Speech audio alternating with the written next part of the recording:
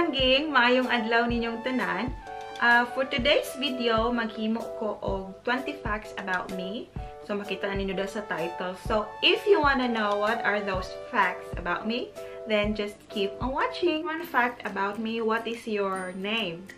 So my real name is Mona Charmin. Mona Charmin. Ambot uban mo pronounce Mona Charmin, Mona Charmin. So that's it. And my nickname is Chum. My family calls me Chum, like Chum. Pero kung sa akong mga lolo or akong mga tiya na ko nga mga medyo may edad na, di siya matawag Chum ako, Samsam. So number 2 is, where are you from? I am from Bohol. So Bulanon ko kadyo. Bujag.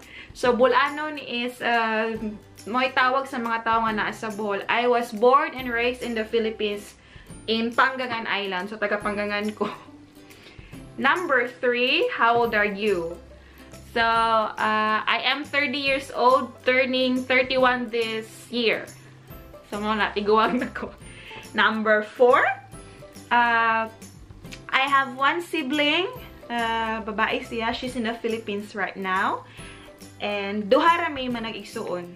When I was a kid, I always dreamed to become an English teacher. So ganahan ko kaayo og English na subject sa gamay pa ko. Favorite kaayo na ko siya. So motong growing up, sige jud ko gunahon na nga ganahan ko magtudlo, pero English na kong ganahan tudlo. Dili Tagalog, dili math, samot math kay bulok kong math. Pero ganahan ko og English. So mo siya. Number 6. Number 6. So in connection nga gusto ko mahimong English teacher, I wanted to become also a DJ. So this disc jockey, diba? So ganahan ko kaayo maminaw las binasaw ng LS97 lupig sila kana nga babae. Sus, curious jud kaayo ko, like fascinated ko kaayo. Fascinated ba ang term?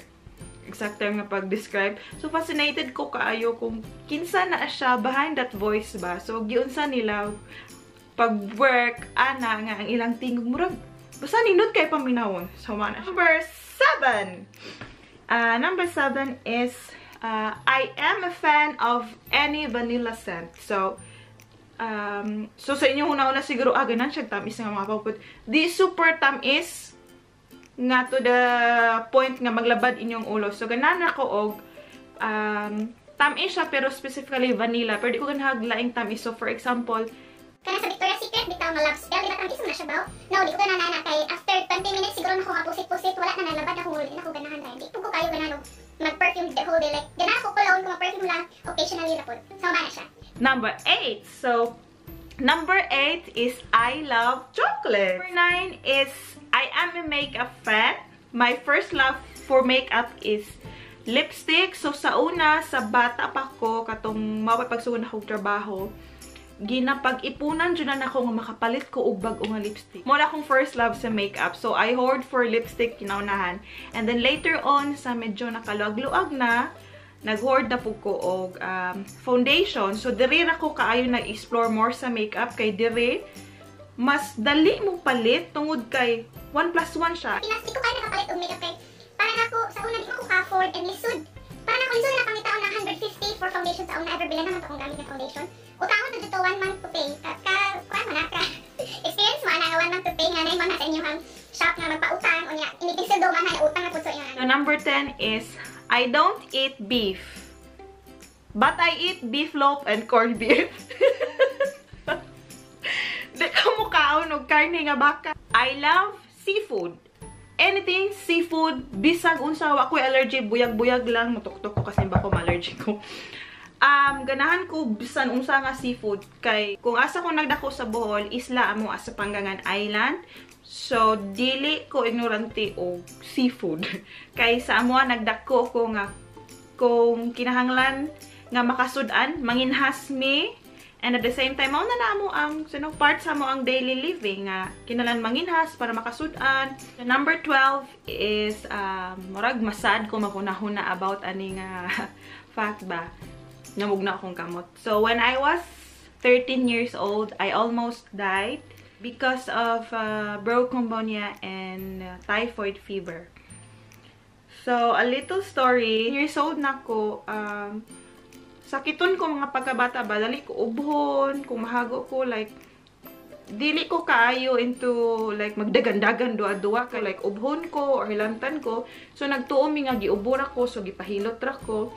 Niabot sa point na 1 week na akong hilantwala, wala-wala niya. Nakuyapan naman ko mga palangging. Unya, pag-abot dito sa ospital, gidala ko sa ospital, no?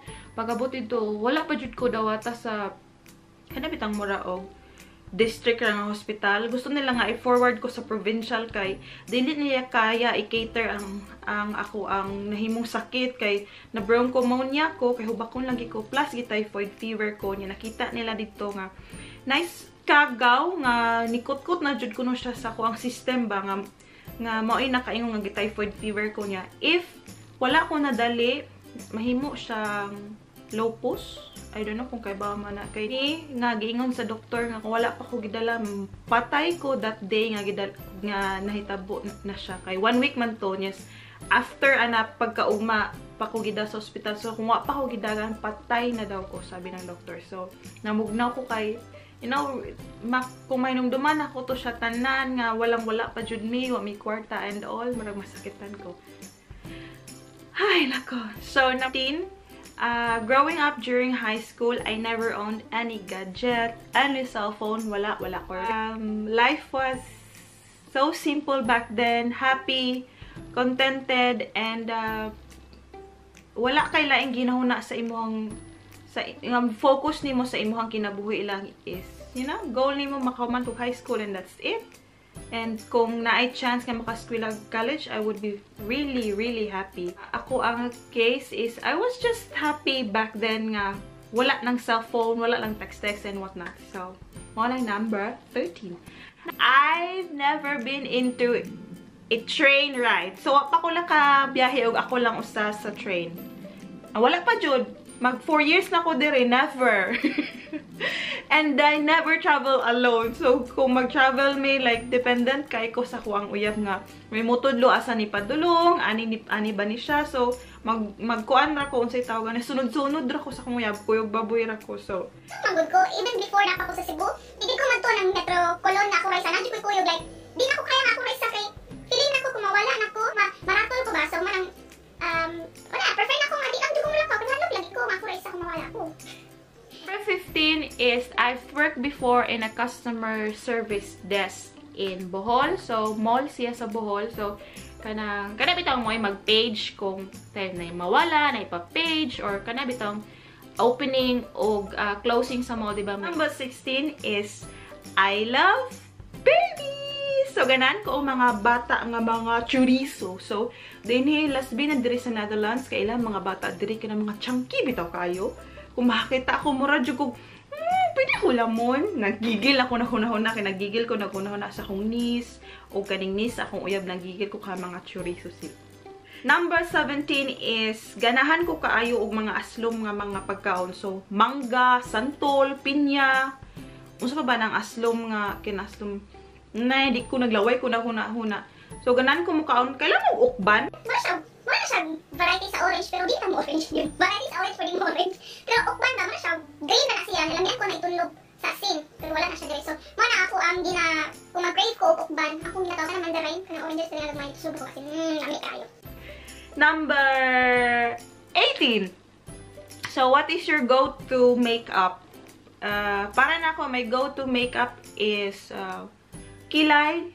Dapat na kilay jud beshi kay murag feeling na ko ang kilay may kinaimportantehan nga part sa imong nawong balag bugason ka para hanahon nabuo na imong kilay okay na ka di sa sarili nga na ay kung gifted ka nga naghagbok imong hair oh my god ko jud beshi ito gyud nakanawog sa kilay sa life pero ako wala man so kilay lifted. Number 19 is I can't leave the house without my handkerchief. So, sa una, last minute na pa ko sa Cebu. Kasi sa Cebu, baya kay mag-jeep.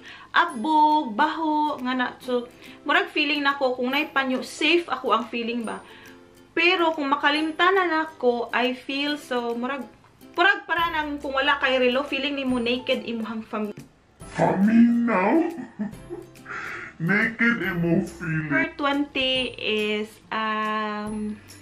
this is something really personal and I don't know kung motoba ka pero para nako I believe in the power of prayer and lock. So para nako sa tanan-tanan nga na-experience nako sa akong kinabuhi is mutuod jud ko nga kung iampo nimo siya, and ang Ginoo na jud magbuot if para sa imuha ba, para sa imuha gyud na. In my case po dere is pag abot na ko wala man ko kakita dayog trabaho, I think ganahan mo maghimo ko separate video about it kung nganong muto ka aning prayer o luck sa kinabuhi.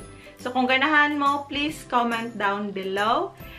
And that's it for my 20 facts about me. I hope ganahan mo ani nga video, and comment down below kung ganahan ba mo maghimo ko og maybe story time about atong prayer and luck. So before na ko i-end ako ang video, mag-shoutout sa ko ni Chris Little, napod siya YouTube channel kani siya. I hope makita ninyo siya. Hi malang! Shoutout na kitcatcher!